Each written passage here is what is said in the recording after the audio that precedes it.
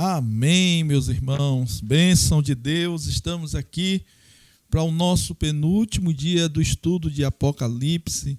E que grande vitória, que grande bênção. Tem sido dias maravilhosos, dias de grande aprendizado. Eu confesso que eu aprendi muito e tenho aprendido muito nesses dias. Espero que você também tenha aprendido.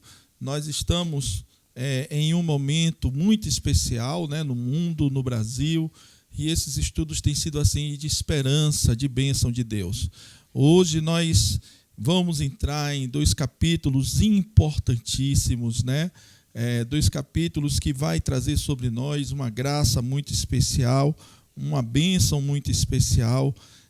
Falando só um pouquinho do que aconteceu na semana passada, falamos sobre a queda da Babilônia, da grande Babilônia, trouxemos as características, trouxemos, né, como seria essa queda da Babilônia, um evento marcante no mundo, né, daquilo que vai acontecer. Eu quero que você entenda que já no capítulo 16, né, é tipo um spoiler do que vai acontecer no capítulo 17, 18 e aí por diante. Então, ele começa com a queda da Babilônia, falando no 17, 18, e hoje nós vamos falar um pouco sobre as bodas do Cordeiro, aleluia, a volta de Jesus, o dia em que Jesus voltará para buscar a sua igreja, e isso é muito importante. Eu quero que você baixe sua cabeça, vamos ter um tempo de oração, de agradecimento a Deus por esse dia tão maravilhoso que estamos passando,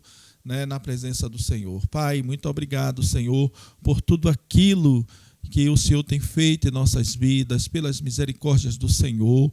Ó Deus, muito obrigado por esse momento especial, muito obrigado, Senhor, pelo teu amor, ó Deus, derramado em nossas vidas. Pai, fala conosco através da tua palavra, derrama a tua graça, derrama a tua unção sobre nós. Deus, que a tua unção seja manifesta em nossas vidas nesta hora. Pai Santo, Pai querido, eu te peço neste momento, eu te peço que o Senhor esteja visitando a cada irmão, a cada pessoa que esteja assistindo nesse momento esta palavra, ouvindo esta palavra, que esta palavra, Senhor, venha cumprir o que lhe apraz, Senhor, trazendo vida, trazendo salvação. Usa a minha vida como instrumento afinado nas tuas mãos. Fala conosco, é o que eu te peço em nome de Jesus. Antes de começarmos, eu quero aqui, né, dedicar os parabéns a Ellen, né? Ellen, Deus te abençoe, te guarde, né?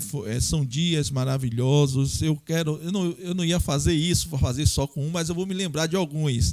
De Maria, que foi na sexta-feira, de Amanda no sábado, e hoje de Ellen, né? Ellen, que o Senhor te abençoe, te guarde, te cubra de bênção, que você possa, assim, ser essa bênção nas nossas vidas. Você é um milagre de Deus, você sabe disso, e como a gente te ama, a você e a Renan, viu? E ao bebezinho que está chegando agora. Mas vamos lá. Irmãos, capítulo 19, escreva aí as bodas do Cordeiro. Antes de falarmos da vinda de Jesus, né, que está todo mundo na expectativa da vinda de Jesus, precisamos entender o início do capítulo 19. Então, a primeira coisa que eu quero trazer para vocês nesta tarde é sobre a queda do sistema religioso e político, juntamente com a grande meretriz, que entra em colapso. Veja aí o verso 1 que diz assim: depois disso o quê? Do que aconteceu com a grande meretriz, ouvi no céu algo semelhante à voz de uma grande multidão que exclamava: aleluia, salvação, a glória e o poder pertencem ao nosso Deus. Caiu a grande Babilônia, e o versículo 19 começa com essa adoração, essa exaltação, dizendo que a glória e o poder pertencem ao Senhor. Uma outra coisa interessante, ligada ainda à meretriz, a meretriz contradizia a verdade, perseguindo aos santos. O verso 2 diz o seguinte: pois verdadeiros e justos são os seus juízos. Ele condenou a grande prostituta que corrompia a terra com sua prostituição. Ele cobrou dela o sangue dos seus santos, dos seus servos. Vimos isso também durante a semana passada, na quarta-feira, como a prostituta enganou, embebedava as pessoas, enganava, enfeitiçava. A Bíblia fala exatamente disso. Ela enfeitiçava as pessoas e as pessoas achavam que estavam trilhando um caminho bem, estavam fazendo um caminho do bem, mas Deus cobrou isso e condena a grande prostituta e ela cai, né? Uma outra situação, a condenação do sistema envolvendo a meretriz, o poder político e o religioso são eternas. E mais uma vez, diz o verso 3, a multidão exclamou, aleluia, e a fumaça que dela vem sobe para todo sempre, né? Então, assim, há uma condenação, e aí há um juízo de Deus sobre a meretriz, sobre aquilo que ela está fazendo, e a multidão exclama, aleluia, a fumaça que dela vem sobe para todo sempre. Há um quebrar dessa coisa maligna, e nunca mais a Babilônia vai voltar. Não existirá mais Babilônia em nosso meio. Então é uma coisa, o poder religioso, o poder político, né? A condenação desse poder é eterno, não voltará mais, é para todo sempre. Então a gente vê, irmãos, que o capítulo 19 começa ainda falando e dando toques sobre o que aconteceu com a meretriz, a Babilônia, o sistema religioso, né, romano que tomava conta da época, né? Então esse sistema romano, esse sistema religioso ainda pega aqui o 19, ele cita alguns versículos importantes. Pastor, o versículo 1, 2 e 3 tem a ver com quem? Com a meretriz ainda, né? Se você quiser marcar aí na sua Bíblia, você vai marcar isso direitinho, você vai colocar e você vai declarar isso na sua Bíblia. Versículo 1, 2 e 3 vai tratar da meretriz. Aí começa o versículo 4. E nós vamos falar um pouco sobre as bodas, o casamento de Cristo e a sua igreja.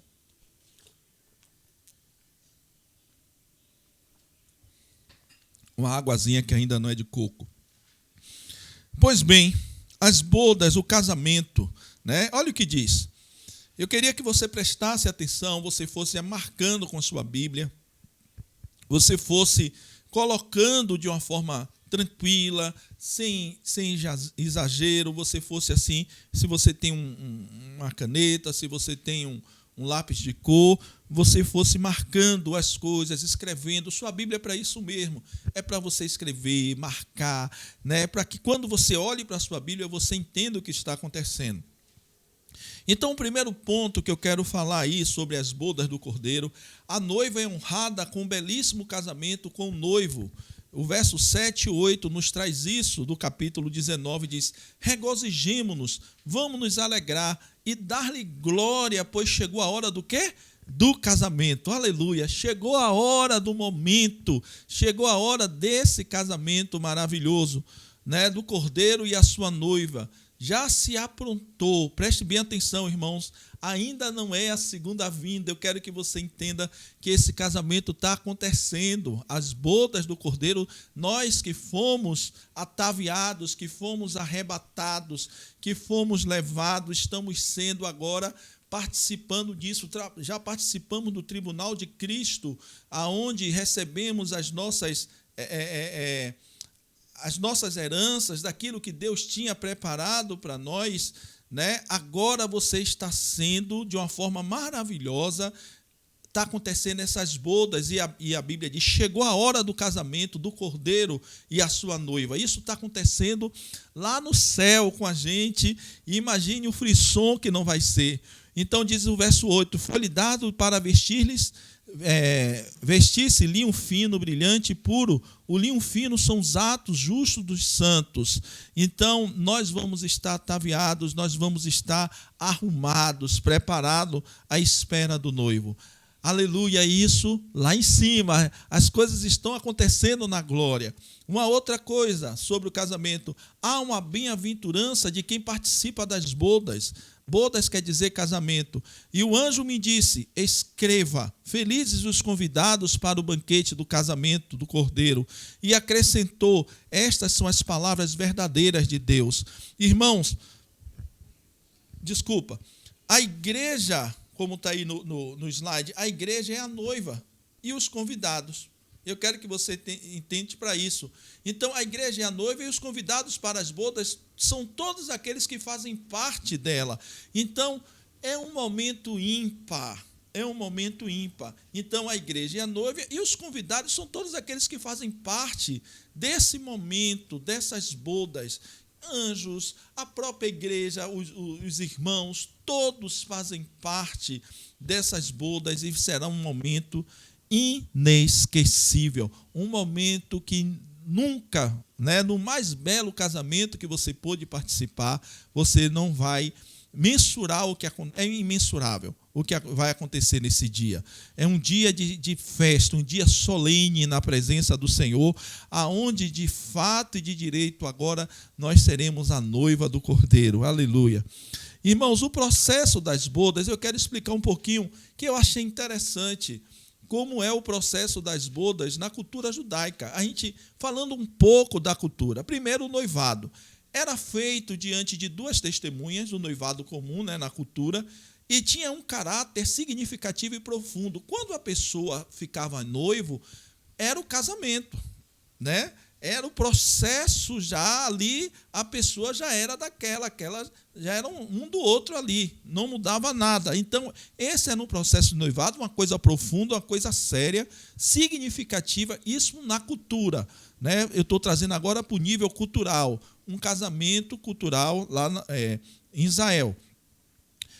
Há um intervalo. Pastor, que intervalo é esse? Olha que coisa interessante. Depois de assumir a obrigação do matrimônio, há um intervalo onde o noivo paga o dote, pagou o dote ao pai e vai preparar a moradia.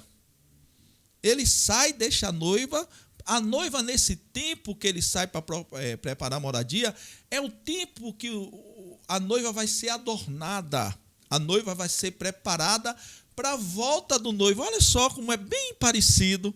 E aí o que é que acontece? Nesse tempo também, a noiva se prepara, se atavia para receber o noivo. Ela devia se apresentar ao noivo como noiva santa, pura, sem mácula. Você vai entender agora, quando José torna-se noivo de Maria, e quando José, depois do noivado, que Maria chega e diz que estava para conceber pelo Espírito Santo, a luta que não foi para José. Porque a noiva, depois do noivado, que o noivo sai para preparar o lugar, ela deveria ser encontrada pura, santa. E é exatamente isso. Lhe diz alguma coisa? Está lhe dizendo algo que está acontecendo nos nossos dias? Uma outra coisa, o noivo vai buscar a noiva. Ao final do intervalo, o noivo volta, sai de sua casa para buscar a noiva com o melhor traje, acompanhado de amigos. Ele vem da sua casa agora, ele sabe que a noiva passou esse tempo se ataviando, se organizando, e os amigos que cantavam, e o noivo recebia a sua noiva e a levava ao próprio lar. Olha que coisa interessante. Ele traz a noiva e leva para o próprio lar. E as bodas, irmãos, incluem uma festa entre o noivo, e a noiva de 7 dias. Ela é desposada, de 7 dias. Isso lhe diz alguma coisa? Vamos ver. As bodas de Cristo e a igreja. Olha que coisa maravilhosa. Para você fazer a relação.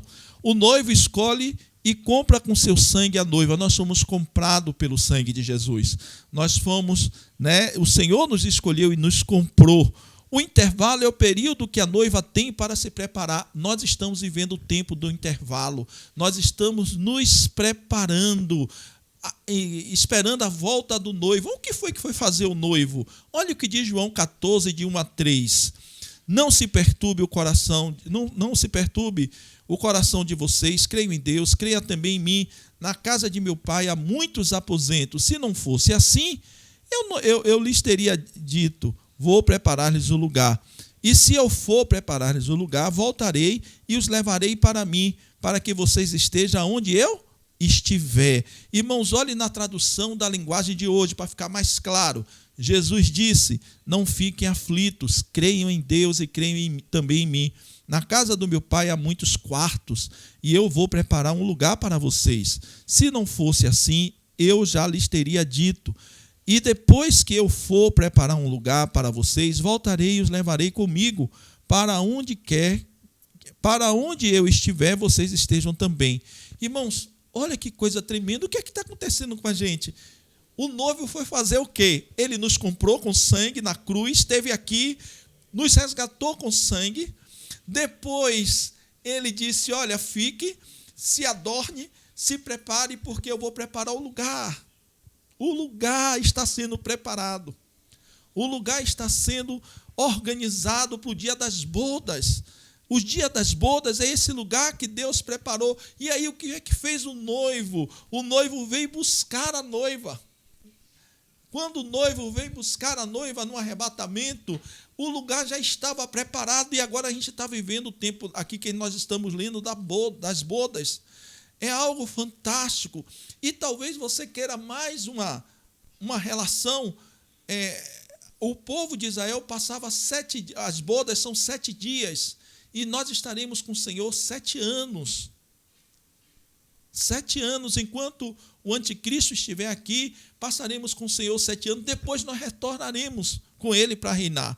Então, veja que coisa fantástica essa relação do casamento e Jesus e a igreja. O casamento entre o homem e a mulher e Jesus e a igreja, dentro da visão judaica, é exatamente isso que está acontecendo. Ele diz, no texto de João 14, eu vou preparar o lugar, não se preocupem, não se perturbem, noiva, aguente firme, olha, procure se ataviar, procure andar em santidade, procure andar corretamente, porque eu vou voltar, e quando eu voltar eu vou te levar para mim, porque onde eu estiver você vai ter que estar também. Você entendeu, meu irmão? Você entendeu, minha irmã? Porque nós, como igreja, temos que andar em santidade. Porque o Senhor está voltando e quando Ele voltar, Ele vai arrebatar a sua igreja e nós vamos viver dias de bodas, de casamento com o Mestre. Nós viveremos o dia do casamento, então, no arrebatamento, 2 coisas irão acontecer nos dias do arrebatamento, quando estivermos com o Senhor. O tribunal de Cristo e a segunda coisa, as bodas. Nós retornaremos com uma noiva, a herdeira do Cordeiro, aqui na terra. Então, é algo fantástico. Nós estamos agora no período que o noivo já veio, já comprou. E o noivo agora foi preparar o lugar e disse para a noiva, fique, se adorne, se prepare, porque eu vou voltar, vou te buscar. E você vai lá para o lugar e nós passaremos 7 dias das núpcias. 7 dias, 7 anos. Fantástico isso, irmãos, é animador para mim e para você. Você talvez esteja sem entender o que Deus está fazendo da sua vida. Deus não está demorando, Ele está voltando. Então, prepare-se para isso. Mas vamos lá, mais um ponto sobre o noivo. O noivo vem acompanhado de anjos para receber a sua noiva. Dessa forma, começa as bodas.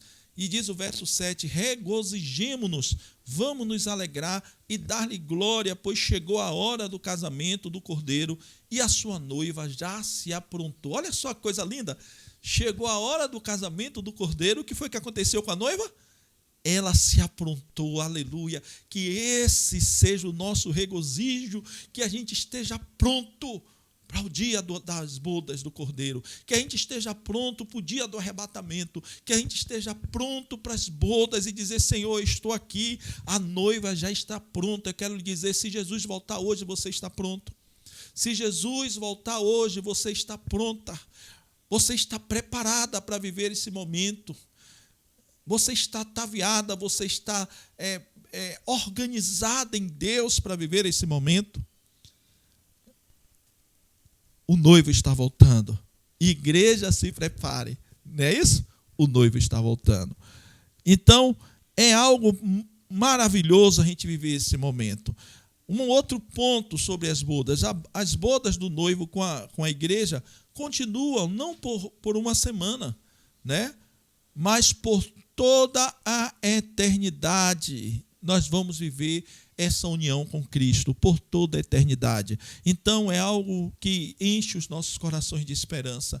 Vale a pena, irmãos, vale a pena viver em santidade, vale a pena abrir mão dos prazeres dessa vida. O que nos aguarda é muito melhor, maravilhoso. Há uma esperança maravilhosa de que o Senhor vai nos dar e que a gente precisa participar disso. Eu não quero estar de fora. Eu tenho certeza que você também não quer estar de fora desse momento maravilhoso que Deus vai nos proporcionar. Nós somos a noiva do Cordeiro. Nós queremos estar preparados para esse momento tão especial. Parará.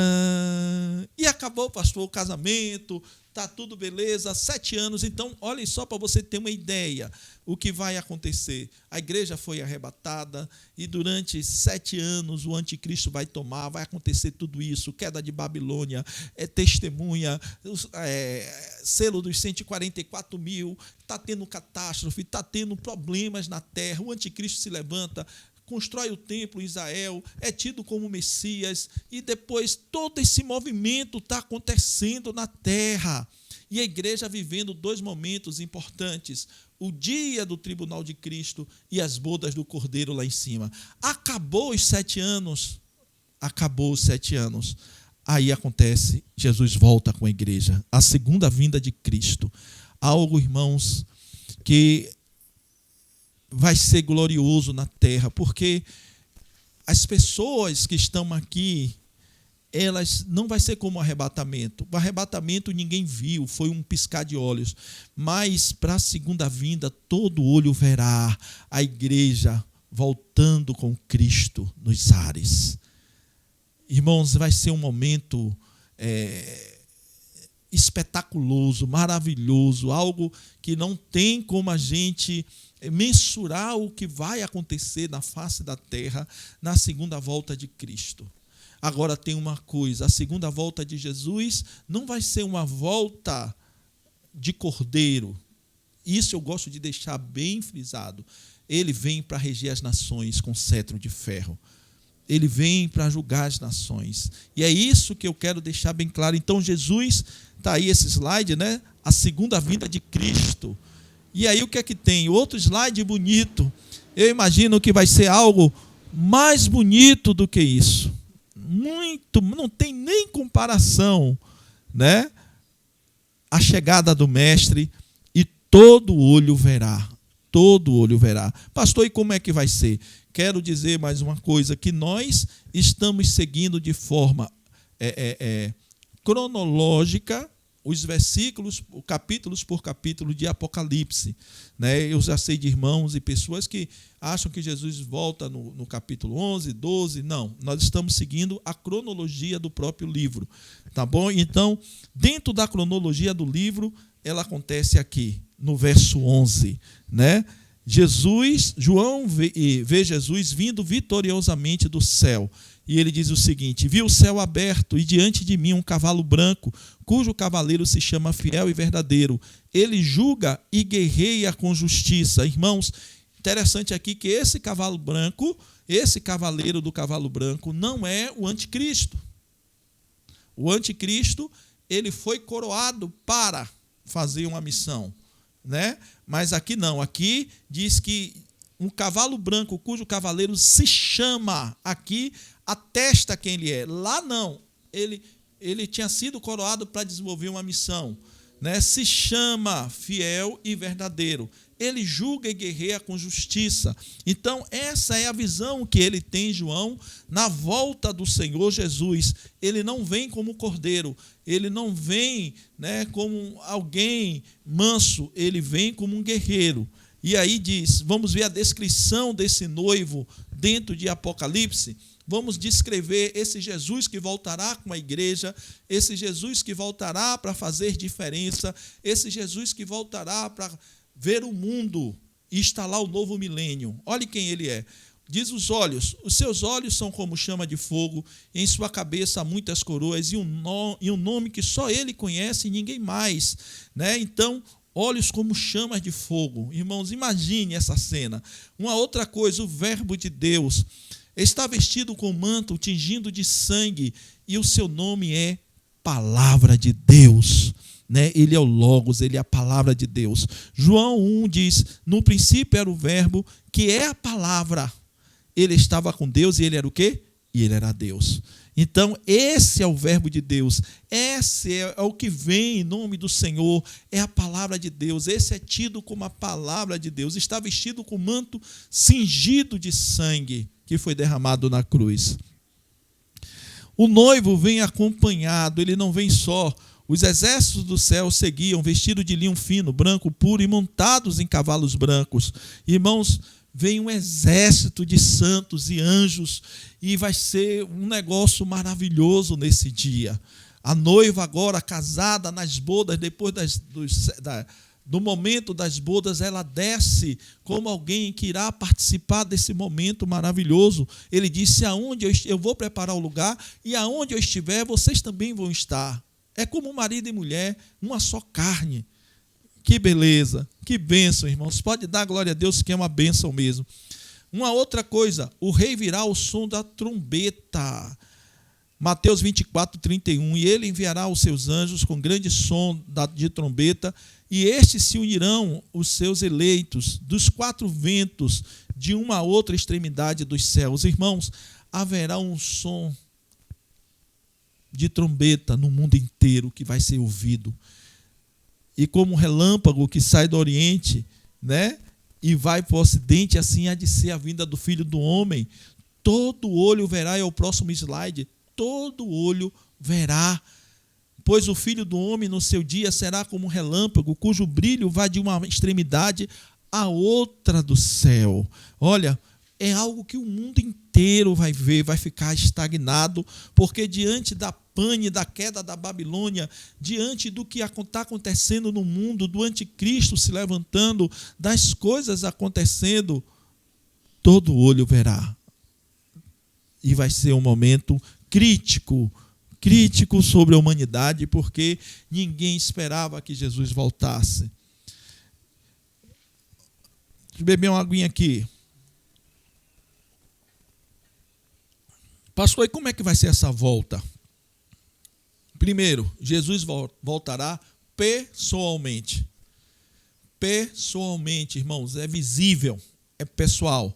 Fisicamente, né? As pessoas verão Jesus fisicamente, visivelmente, audivelmente, poderosamente e triunfantemente. Não tem como não discernir, não vai ter nenhum tipo de ajuste, não. Pessoalmente, fisicamente, visivelmente, Jesus será visto, né? Todo olho verá, todo olho verá. Isso é fantástico, é maravilhoso. E quanto aos salvos que estiverem na glória, o que acontece com os salvos nesse momento? Eu já falei, farão parte do exército celestial, nós que fomos arrebatados, virão com ele nas nuvens como vencedores, estaremos nessa volta, estarão trajando vestiduras brancas de linho, né? Novas vestes foram nos dadas, corpos transformados.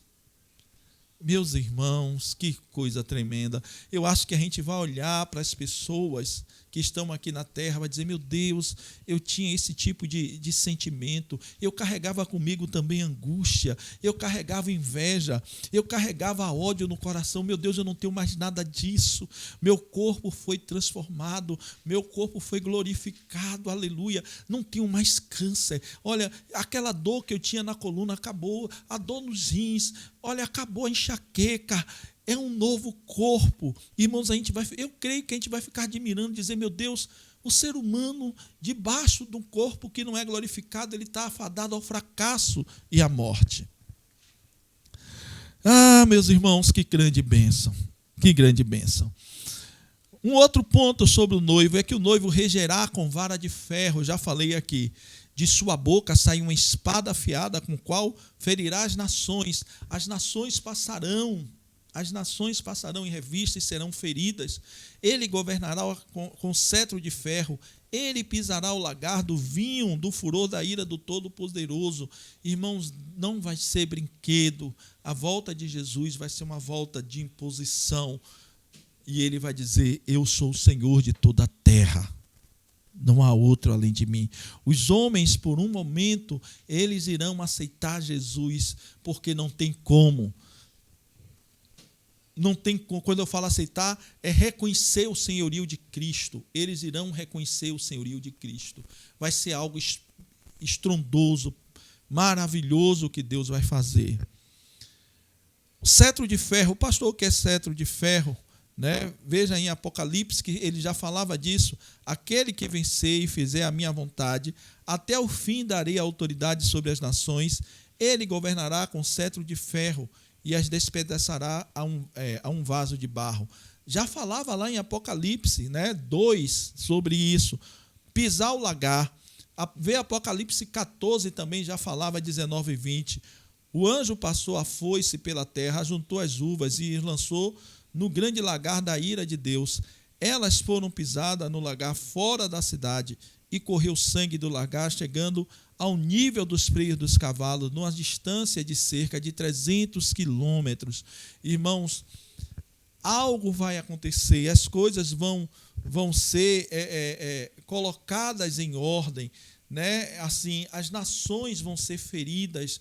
Muitos falam que nesse momento, né, no momento da chegada do Senhor, e exatamente isso, é o momento da batalha do Armagedon, quando Jesus volta, fere as nações, e ele vai pisar o lagar. Esse lagar do vinho do furor da ira de Deus, é ali que Deus vai fazer com que muito sangue seja derramado, porque a volta de Jesus vai ferir a muitos nesse grande dia. Ele volta com a sua igreja, né, nesse período da guerra do Armagedon, e vai destruir tudo.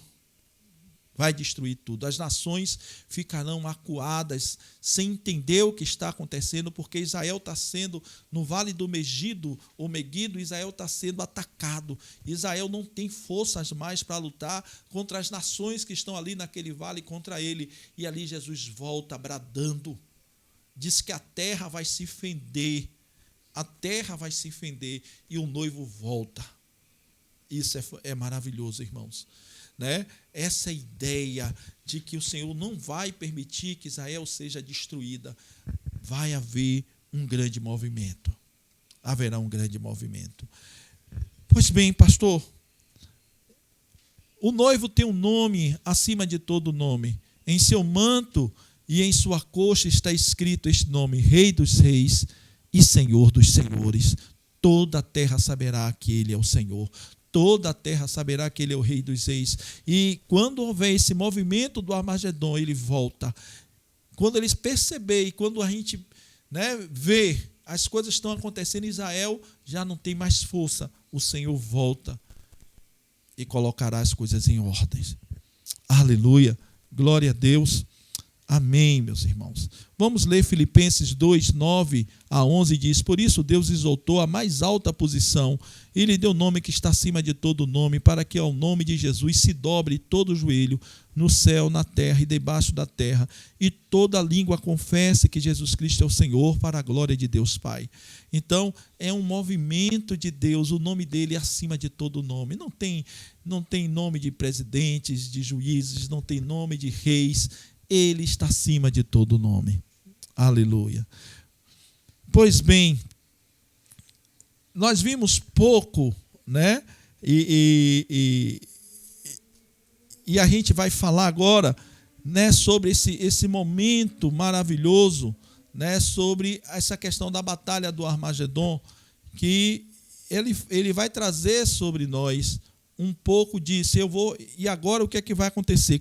Nessa vinda de Jesus, naquilo que ele vai fazer, como nós acabamos de ler, né, desses versículos do 19, 20, né, do capítulo 19, há um processo grandioso de batalha, há um processo, né, que vai envolver muitas lutas, muitas dificuldades, né? E a Bíblia diz que é importante que a gente tenha esse entendimento. Diz o verso 15 que da sua boca sairá uma espada aguda para ferir as nações, e ele as regerá com vara de ferro. É o que pisa o lagar de vinho do furor da sua ira, do manto da sua coxa, está escrito Rei dos Reis e Senhor dos Senhores. Irmãos, nós já vimos um pouco sobre essa batalha do Armagedon em Apocalipse 16, 13 e 14, que diz assim: então vi saírem da sua boca do dragão, da boca da besta e da boca do falso profeta 3 espíritos imundos, né? Semelhantes a rãs. São espíritos de demônios que realizam sinais miraculosos. Eles vão, né, aos reis de todo o mundo a fim de reuni-los para a batalha do grande dia do poderoso Deus. No capítulo 19, 17 e 18, vai falar de uma batalha que eu quero que vocês entendam. Será um dia de matança. Eu escrevi aí, o desfecho final da batalha será um dia de matança. Diz assim, Apocalipse 19, 17 e 18. Vi um anjo que estava de pé no sol e que clamava em alta voz a todas as aves que voavam pelo meio do céu: venham, reúnam-se para o grande banquete de Deus, para comerem carne de reis, generais, poderosos, carne de cavalo e seus cavaleiros. Para comerem, carne de reis poderosos, carne de cavalo e seus cavaleiros, livres e escravos, pequenos e grandes. Então, há um convite, né? No verso 17 e 18, há esse convite, há essa situação, né, que está acontecendo e que a Bíblia diz que é necessário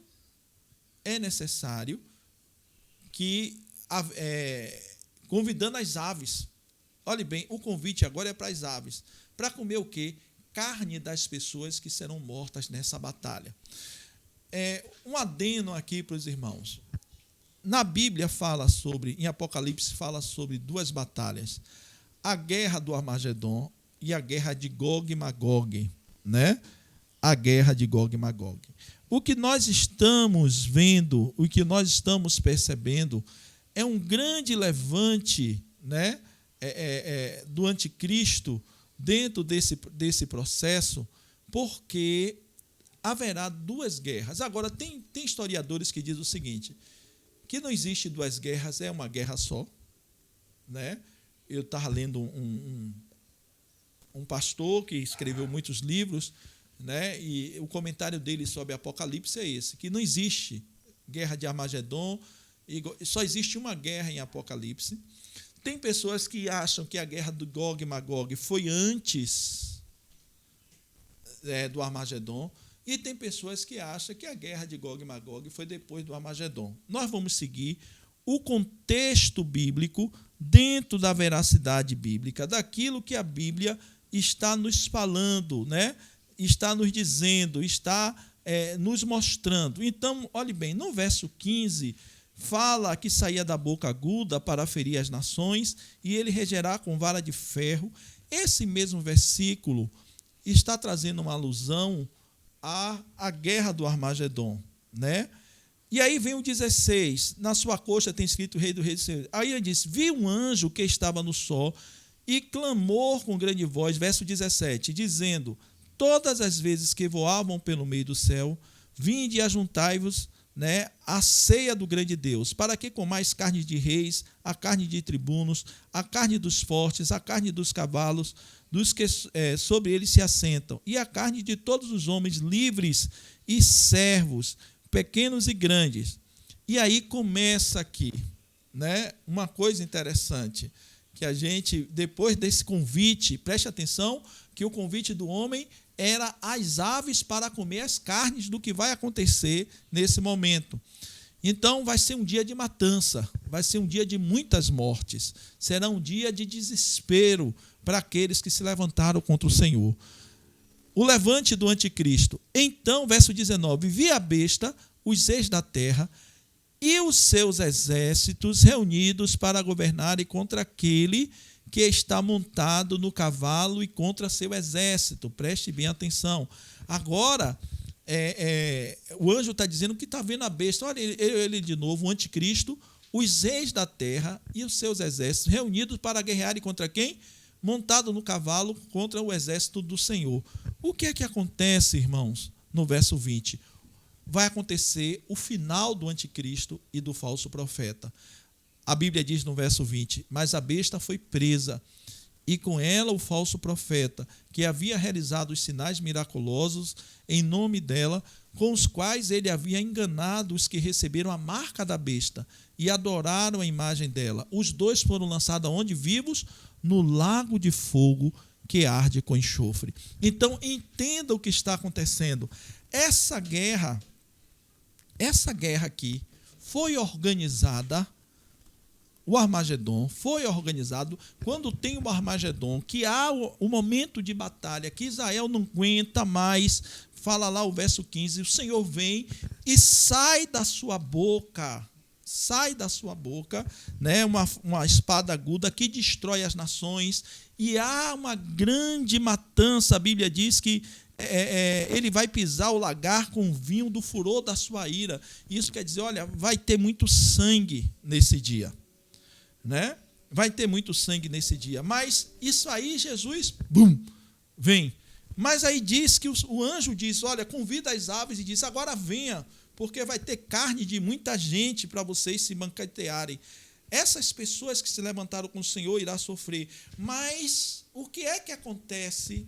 Deus vai tratar com o levante do anticristo. Verso 19, o anticristo se levanta, né? Junto com os reis da terra e seus exércitos. Se levanta, irmãos, montado num cavalo, né? Sobre aquele que está montado no cavalo e contra o seu exército. Se levanta contra o próprio Deus, contra o próprio Jesus. E aí há um racha. Por que há um racha? Porque quando ele se levanta, Deus vai julgá-los, sentenciá-los e tirar da face da terra e jogar sobre o lago de fogo.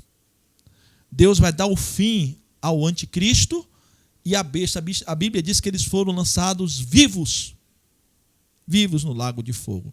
Aqui é o final do anticristo. Aqui você não vai ver mais falar nem do anticristo, você não vai ouvir falar do falso profeta. Acabou. A história deles dois acaba aqui. Eles organizaram a guerra, Deus veio, resolveu o problema e tirou eles de circulação. Foi lançado no lago de fogo. Aqui o Senhor começa a limpar a área. Já tirou a grande Babilônia, derrubou a grande Babilônia. Agora o Senhor, na sua volta, ele bate de frente com o anticristo e o falso profeta. Ele para a guerra do Armagedon, destrói, toca as nações e bate agora de frente com o anticristo e os profetas e o falso profeta. Até aí tudo bem? Está dando para entender? Amém. Vamos aqui. O versículo 21 diz assim, os demais foram mortos com a espada que saía da boca daquele que está montado no cavalo. E todas as aves, o que foi que aconteceu? Se fartaram com a carne deles. Irmãos, imagine. Né? Imagine essa batalha do Armagedon, como não vai ser. Mas, glória a Deus, vamos seguindo. Agora, até o capítulo 19 deu para entender, vocês entenderam o que é que nós estamos tratando nesse capítulo. Versículo 1 ao 3 do capítulo 19 faz alusão à meretriz. O capítulo 4 faz alusão às bodas do Cordeiro, né? De estar participando desse casamento. O versículo 11 da volta de Cristo com a sua igreja em um momento que está acontecendo a guerra do Armagedon aqui, aonde Israel está sendo trucidado. O versículo 15 fala sobre isso. Depois do 17 em diante vai falar da queda, destruição do anticristo e do falso profeta. Deus vai tratar com eles e lançá-los no lago de fogo.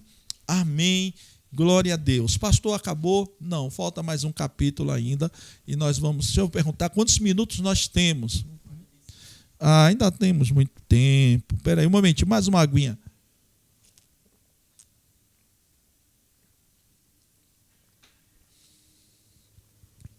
Vamos agora para o capítulo 20.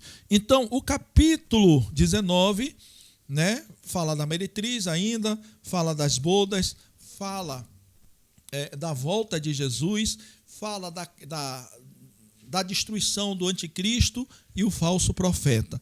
Agora, capítulo 20, o milênio. Então, pastor, quer dizer que caiu a grande Babilônia, né?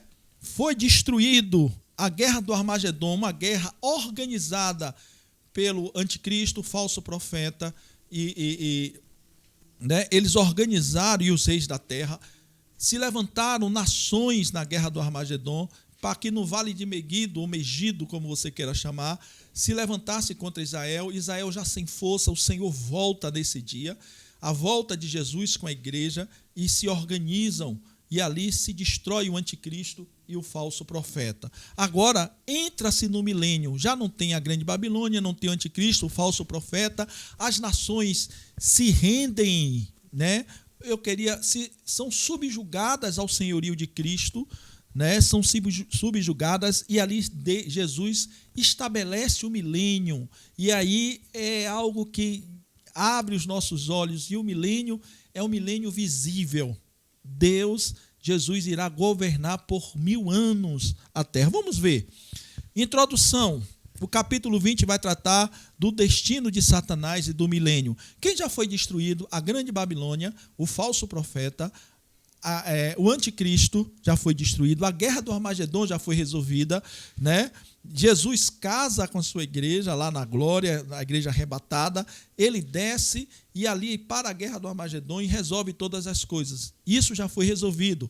Agora nós temos o capítulo 20, a prisão de Satanás. Ainda faltava um que precisava ser resolvido. Então, Satanás é preso no milênio, né?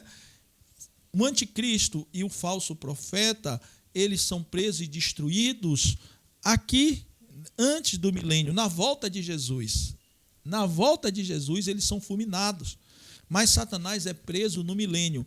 Apocalipse 20, de 1 a 3, diz: vi descer do céu um anjo que trazia na mão a chave do abismo. Você se lembra desse anjo? E uma grande corrente. Ele prendeu o dragão, a antiga serpente, que é o diabo, Satanás, e os acorrentou por quantos anos? 1000 anos.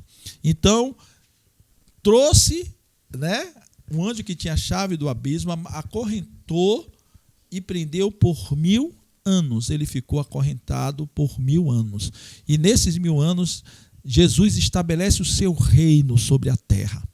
Irmãos, será um reino maravilhoso, né? Será um reino onde nós vamos ter uma graça sobre tamanho nesse lugar. Um reino de paz, um reino de harmonia. 1000 anos na terra será feito aqui. Os homens terão, preste atenção, irmãos, os homens terão oportunidade, de novo, de conhecer o Senhor de uma forma tremenda. Irmãos, não tem explicação do amor de Deus. Os homens terão a oportunidade de viver com o Senhor. Os homens terão a oportunidade de experimentar o poder de Deus. 1000 anos ele vai reinar. E diz o verso 3: lançou no abismo e fechou e pôs um selo sobre ele, para assim impedi-lo de enganar as nações até que terminasse os 1000 anos. Depois disso é necessário que ele seja solto por pouco tempo. Então, ele libera, ele vai ser preso por 1000 anos, ele vai ser colocado, fechado, selado nesse lugar, e só vai ser liberado quando terminar os 1000 anos, Satanás. Os santos são ressuscitados. Olha o que diz: vi tronos em que se assentaram aqueles que haviam sido dado autoridade para julgar. Vi as almas dos que foram decapitados por causa do testemunho de Jesus e da palavra de Deus. Eles não tinham adorado a besta, nem a sua imagem, e não tinham recebido a sua marca na testa, nem nas mãos. Eles ressuscitaram e reinaram com Cristo durante 1000 anos. O restante dos mortos não voltou a viver até que se completarem os 1000 anos. Esta é a primeira ressurreição. Eu quero dizer mais ou menos o que vai acontecer. A igreja foi arrebatada lá antes de tudo isso acontecer. Mas a história ficou aqui rolando. Muitas pessoas entregaram as suas vidas por amor a Cristo. Então essas pessoas morreram, né? E elas precisavam, para ter o corpo glorificado, elas precisavam ou ser arrebatadas, ou aqueles que morreram ressuscitar. Você se lembra do arrebatamento, que diz o quê? Aqueles que foram mortos, primeiro o quê? Ressuscitarão. E nós que estamos vivos seremos o quê? Arrebatados. Então, qualquer pessoa que morreu vai passar pelo processo da ressurreição, aqueles que têm Cristo. E o que aconteceu? Quando Cristo volta para estabelecer o milênio, esses que morreram na grande tribulação, eles vão ressuscitar para participar do milênio. Olha o que a Bíblia diz no verso 5: o restante dos mortos não voltou a viver até se completar os 1000 anos. Esta é a primeira ressurreição. Deu para entender? Deu para perceber, irmãos, o que é que vai acontecer? Preste bem atenção, a igreja foi arrebatada. Vamos supor, capítulo 3 ou 4, a igreja foi arrebatada. Mas a história continua com os 144 mil, o avivamento que vai ter lá em Israel, pessoas que não vão aceitar a marca da besta, vão morrer, vão entregar a vida, mas não vão aceitar, pessoas que serão decapitadas, serão expostas. Essas pessoas que vão morrer em Cristo na grande tribulação, quando Jesus voltar para o reino do milênio, antes de instaurar o reino, essas pessoas vão ressuscitar, terão corpos glorificados para participar do milênio aqui na terra. Junto com aquelas que já foram arrebatadas. E junto com a humanidade que estiver viva aí. Isso está claro para os irmãos? Ficou claro, Felipe, para você? Então, é uma coisa que a gente precisa ter um entendimento, né? Dentro disso aqui. Diz o verso 6: felizes e santos os que participam da primeira ressurreição. A segunda morte não tem poder sobre eles. Serão sacerdotes de Deus e de Cristo e reinarão com ele durante 1000 anos. Por que a segunda morte não tem poder sobre eles? Porque depois desse momento do milênio, eles serão ressuscitados. Eles passaram pela primeira morte, serão ressuscitados, né? Depois vai ter o juízo final lá na frente, que a gente vai estudar hoje. No juízo final é a morte eterna. Então, quem foi arrebatado? Quem tem Cristo na vida? É isso que a igreja, meu amigo, anuncia o tempo todo. Não basta ser bonzinho, não basta ser uma pessoa maravilhosa. Quem tem Cristo na vida, quem entregou a sua vida a Cristo, não passará pela segunda morte. Não passará pela segunda morte. Ele viverá eternamente com Cristo. A Bíblia diz que a condenação já não está mais sobre a vida dele. É a Bíblia quem diz. Não é uma questão que a gente arrumou ou que eu fiz como pastor porque a gente é da mesma. Não, não existe isso. É a Bíblia quem está dizendo, isso aqui é Bíblia. É por isso que a igreja anda anunciando, porque o que vem por aí pode ser algo catastrófico para a sua vida. Então, é importante que você entenda o que está acontecendo nesse momento, o que Deus está lhe dizendo, o que Deus está colocando sobre a sua vida, que isso é real. Então, a igreja será arrebatada, só para que você tenha ideia, a igreja será arrebatada, as coisas vão continuar aqui sob muita perseguição, pessoas irão se converter, mas perderão as suas vidas, serão decapitadas, serão dias de terror, o anticristo vai lhe procurar para lhe matar, não vai permitir que você coma, não vai permitir que você venda, ou você põe a marca da besta, ou você vai passar por isso. E aí o que é que acontece?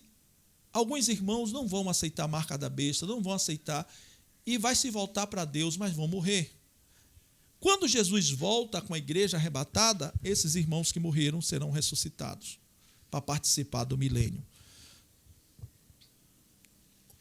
E aí eu botei até aí, né, nesse slide, o que fica claro nesses versos? Os demais que não ressuscitaram só irão ressuscitar no dia do juízo final. As pessoas que morreram sem Jesus vão continuar lá, até o dia do juízo final. Quem vai ressuscitar até a abertura do milênio não passará pela segunda morte. Nós que seremos arrebatados.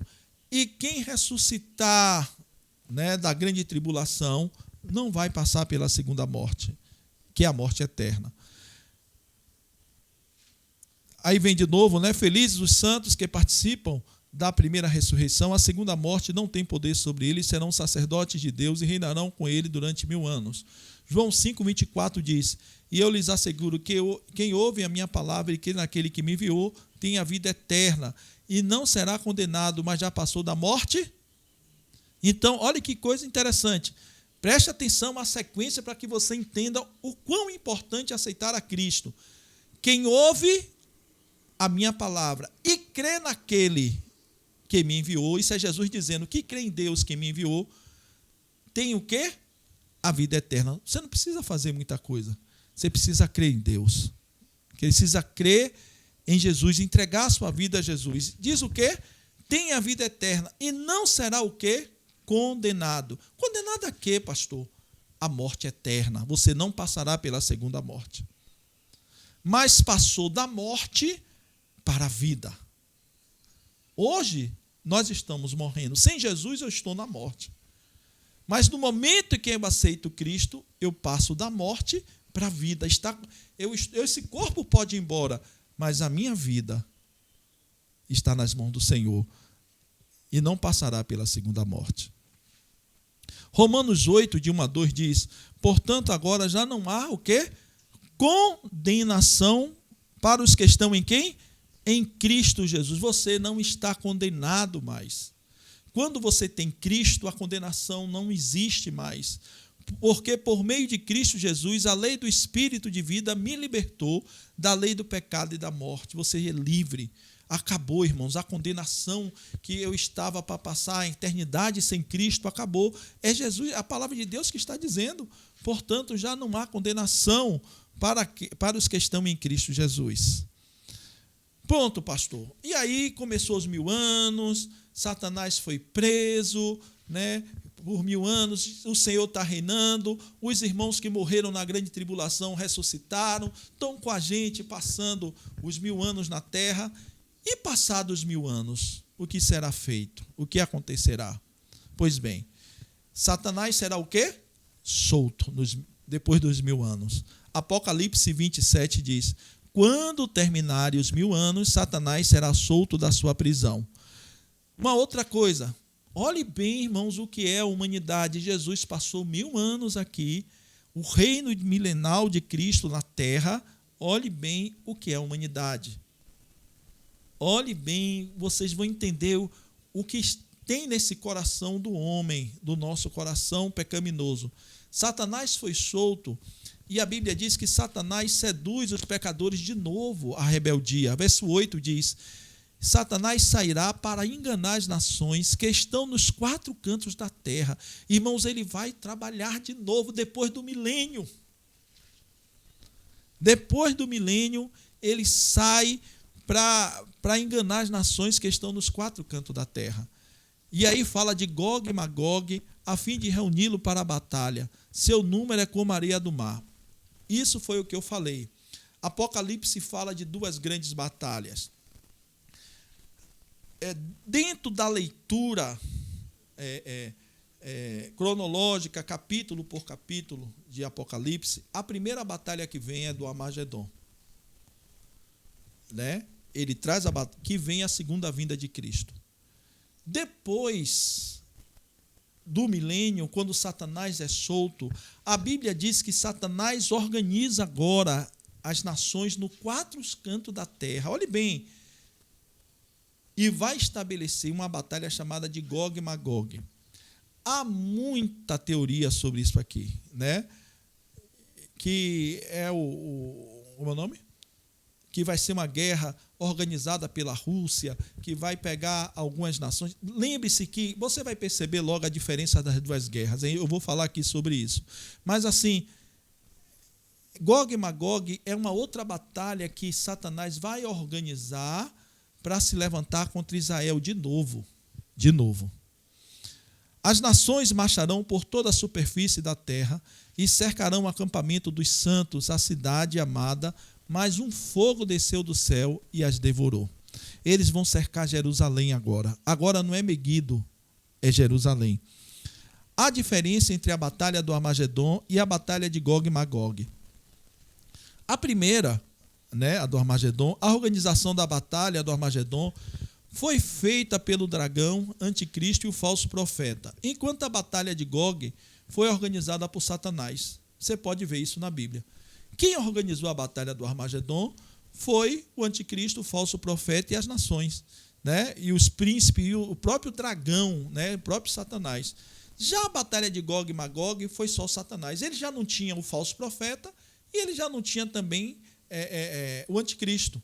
Então, eu não sei porquê, eu ainda vou estudar mais sobre isso, eu confesso aos irmãos, porque eu vejo que alguns autores têm tanta dificuldade de enxergar isso, de dizer que só teve uma batalha, ou que a primeira batalha foi a de Gog e Magog, organizada só por Satanás. Irmãos, de acordo com o relato bíblico, está muito claro, que foi a primeira do Armagedon, organizada por o anticristo, o falso profeta e o dragão.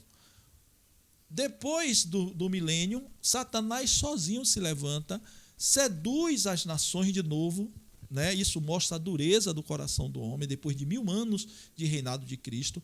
Satanás seduz as nações, e o que é que vai acontecer?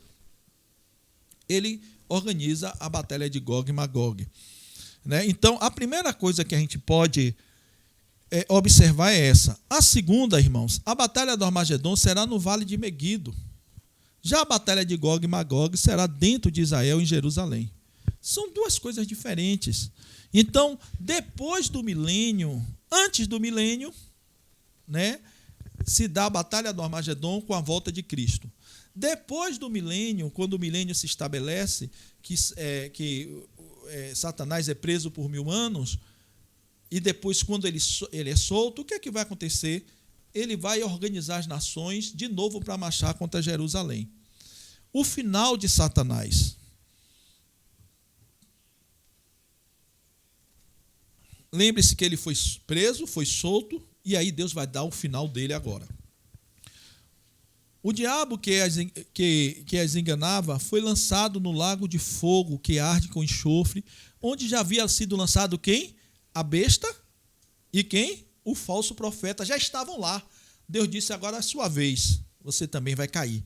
Eles serão atormentados dia e noite para todo sempre. Irmãos, tem alguma dificuldade da gente entender isso? Está tão claro, a Bíblia está tão clara, tão cristalina naquilo que está colocando, que fica, eu sei de cor, eu fico, de cor, 1000 anos, no início dos 1000 anos, Deus estabelece o seu reino, prende Satanás por 1000 anos, nesses 1000 anos, o que é que vai, no final, ele vai reinar na terra, Deus, depois solta Satanás seduz as pessoas, as nações contra Israel, há uma batalha, que a gente vai chamar de Gog e Magog. Nessa batalha é diferente do Armagedon. Depois o Senhor vem, prende Satanás, não vai permitir que Israel seja destruída, prende Satanás e joga no lago de fogo. Não tem, irmãos, não tem como, o Senhor vai derramar fogo do céu, vai destruir a batalha de Gog e Magog e vai prender Satanás e jogar no lago de fogo. Acabou os dias de Satanás. Ah, pastor, acabou a história, Satanás foi preso. Aí vem uma outra parte, o juízo final. Agora chegou a hora de se prestar conta. Então, vou contar de cabeça aqui, de cabeça para os irmãos, para que os irmãos tenham entendimento desse capítulo 19 e 20, que é muita coisa acontecendo, não é verdade? 19, de 1 a 3, versículo de 1 a 3, vai fazer alusão à grande meretriz. Versículo 4, em diante, vai falar das bodas, o casamento do cordeiro com a noiva. No versículo 11, vai falar da volta de Cristo, da batalha do Armagedon, que vai acontecer. O verso 15 fala dessa volta de Cristo marcando. O verso 17 e 18 em diante fala da prisão e destruição do anticristo. Capítulo 20, verso 1, né, do capítulo 20, vai falar do milênio, que ele vai prender Satanás por 1000 anos, né, e vai instaurar o reino milenar aqui na terra, onde as pessoas desta terra que ficarem vai experimentar do reino de Cristo e terão outra oportunidade, mas assim mesmo não vão aceitar. A partir daí, Satanás é solto e Satanás organiza, seduz as nações para se levantar contra o Senhor. E as coisas acontecem. E o que é que vai acontecer a partir de agora? Satanás é preso, destruído, acontece o juízo final, né? No juízo final diz assim: depois vi um grande trono branco e aquele que nele estava assentado. A terra e o céu fugiram da sua presença e não se encontrou lugar para eles. Vi também os mortos, grandes e pequenos, de pé, né, diante do trono, e livros foram abertos. Outro livro foi aberto, o livro da vida. Os mortos foram julgados de acordo com o que tinham feito, segundo o que estava registrado nos livros. O mar entregou os mortos que nele havia, e a morte e o Hades entregaram os mortos que neles havia. E cada um foi julgado de acordo com o que tinha feito. Então a morte e o Hades foram lançados no lago de fogo. Outra coisa aqui, no capítulo 14, também uma coisa já deixa de existir: a morte e as sepulturas não existirão mais. No juízo final, a morte ela tem seu curso findado no juízo final, ela deixa de existir. Se o nome de alguém não fosse encontrado no livro da vida, este foi lançado no lago de fogo. Pois bem, eu quero encerrar com uma coisa que eu coloquei nesse slide bem grande. Eu queria que você lesse e não esquecesse disso. O juízo final marca o fim da história da humanidade. Marca o fim desse homem degenerado. Não vai existir mais homem com esse corpo degenerado, sujeito à doença e enfermidade. O juízo final vai ser o fim. O que vai existir são homens com corpos glorificados. Então, o juízo final ponha o final nesse estilo de homem caído, adâmico, né? E passará a ressurgir o novo homem do corpo glorificado. Olha o que diz aí. Passaremos pelo juízo final na condição de redimidos, nós os que estamos arrebatados, o que ressuscitamos em Cristo, e sem condenação, pois os nossos nomes estarão escritos no livro da vida. Apocalipse 20, 11 diz: depois vi um grande trono branco, e aquele que nele estava assentado, a terra e o céu fugiram da sua presença, e não se encontrou lugar para eles. Vi também mortos, grandes e pequenos, de pé diante do trono, e livros foram abertos, né? Outro livro foi aberto, o livro da vida. Os mortos foram julgados de acordo com o que tinham feito, segundo o que estava registrado nos livros. O mar entregou os mortos que nele havia, e a morte e o Hades entregaram os mortos que nele havia. E cada um foi julgado de acordo com o que tinha feito. Então a morte e o Hades foram lançados no fogo. O lago de fogo é a segunda morte. Se o nome de alguém não foi encontrado no livro da vida, este foi lançado no lago de fogo. O grande trono branco, irmãos. Depois vi um grande trono branco, que nele havia sentado, a terra e o céu fugiram da sua presença, e não se encontrou lugar neles. Eu quero lhe dizer uma coisa: haverá um julgamento. Nós iremos estar lá participando desse momento. Os nomes que não forem encontrados no livro da vida será lançado no lago de fogo. Os mortos serão julgados de acordo com a sua conduta. As pessoas que não ressuscitaram para o milênio, todos irão ressuscitar, irmãos. Os mortos darão. Vi mortos grandes e pequenos de pé diante do trono, e livros foram abertos. Outro livro foi aberto, o livro da vida. Os mortos foram julgados de acordo com o que tinha feito, né? Segundo o que estava registrado nos livros. O que é que vai acontecer?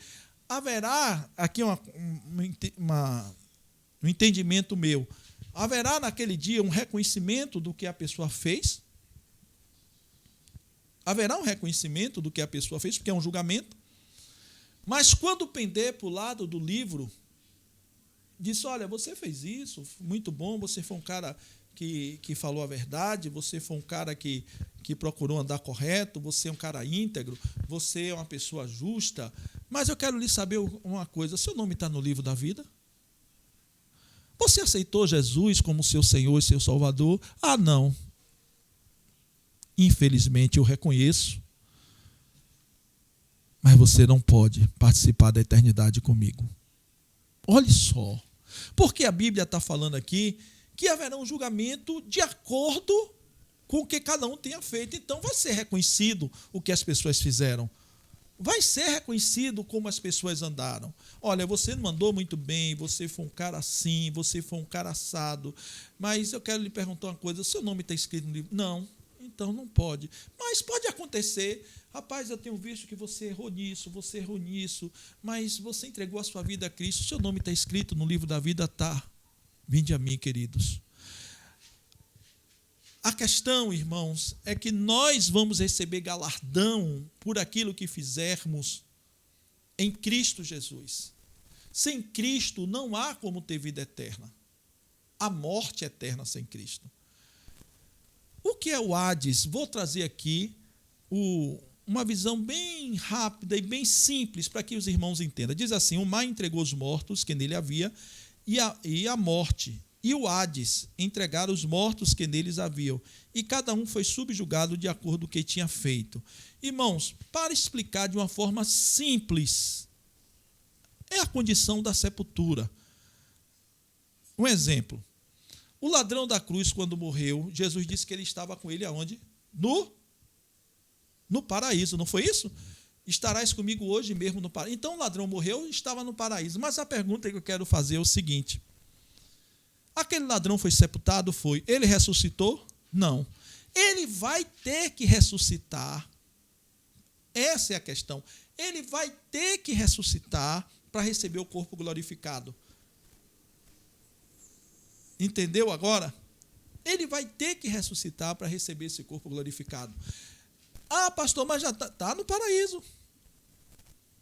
E aí uma discussão muito grande, né, do descanso no Senhor, mas eu quero que você entenda isso, para não ficar essa dúvida, depois você pode pesquisar mais um pouco, mas eu quero que você perceba, né, que é interessante, o ladrão estava com Cristo no paraíso, mas ele passou pela sepultura, e naquele grande dia ele vai ter que ressuscitar.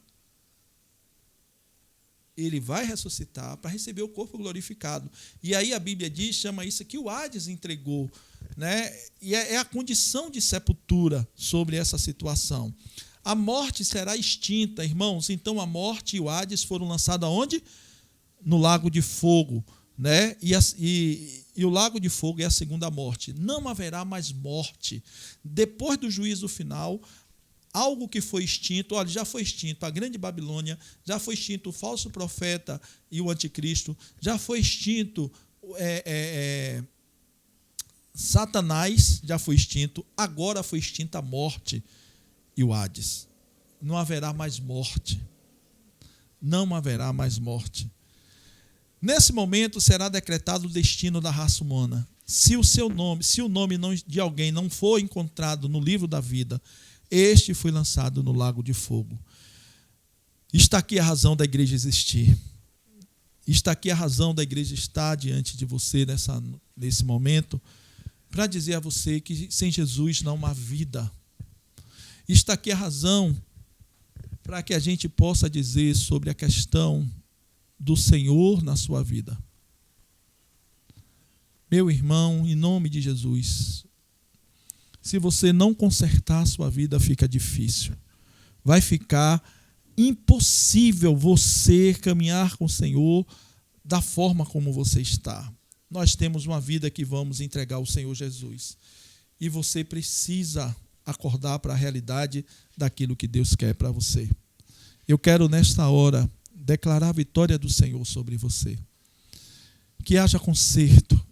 A volta de Cristo será triunfal, é verdade, mas para aqueles que têm Cristo. e será dias de luta e terror para aqueles que não têm. O coração do homem, o que me chama a atenção, continua sendo endurecido. Cristo passará 1000 anos aqui e o homem decidirá ouvir Satanás. Abra seu coração. Haverá um dia que a raça humana, essa raça humana aqui, será distinta, será extinta. E você precisa viver com o Senhor. Mude de vida, entrega a tua vida ao Senhor nesta manhã. Coloque-se diante de Deus. Eu quero orar por você nesta hora. Pai, em nome de Jesus, muito obrigado por esse momento. Muito obrigado por esse tempo tão especial. Muito obrigado, Senhor, porque o Senhor tem cuidado de nós, tem a misericórdia das nossas vidas. Deus, naquele grande dia, estaremos diante do Senhor. Deus, e pela misericórdia de Deus, ó Pai, nós que conhecemos o Teu nome, que entregamos a nossa vida ao Senhor, teremos a honra, a alegria, Senhor, de ter as nossas vidas, com os nossos nomes escritos no livro da vida. Deus, desperta-nos para falar tantos dessa necessidade. Se porventura tem alguém aqui que está assistindo esta pregação, que não conhece o Teu nome, que o Senhor possa, nesta manhã, Senhor, estar tocando e fazendo com que essa pessoa se quebre ao Teu senhorio. Muito obrigado, Deus. Que o Senhor nos guarde e nos livre de todo mal, em nome de Jesus. Pois bem, irmãos, estamos encerrando a penúltima pregação. Já encerramos, né? Estamos partindo para quarta-feira. Quarta-feira vamos encerrar com a ceia. Eu quero dizer isso a você. A nossa ceia será na quarta-feira. O encerramento, né, dessa série de mensagens sobre Apocalipse. Mas eu espero que você tenha a visão. Se você quer bater um papo conosco, vá aí no grupo. Nós vamos estar batendo um papo. Se inscreva aí no link, né? Dê um ok, para que a gente possa estar passando isso para muitas pessoas. Você que trouxe seu dízimo, a sua oferta também, você vai estar aí vendo na tela o cardzinho, e vamos estar orando. Vamos orar, encerrando. Eu quero agradecer a Deus por tudo, né, nesse momento. Oremos pela nossa nação, para que Deus esteja dando paz ao nosso Brasil. Pai amado, muito obrigado por esse tempo. Abençoa os teus filhos, aqueles que são dizimistas, ofertantes, aqueles que não estão podendo também dizimar e ofertar, que a tua graça os alcance. Abençoa, Senhor, a tua igreja, abençoa o teu povo. Deus, que o Senhor derrame sobre nós a tua graça. Deus, muito obrigado por essa palavra. Que o amor de Deus, nosso Pai, a graça de Jesus e as consolações do Espírito Santo seja com cada família representada nesta manhã. Amém.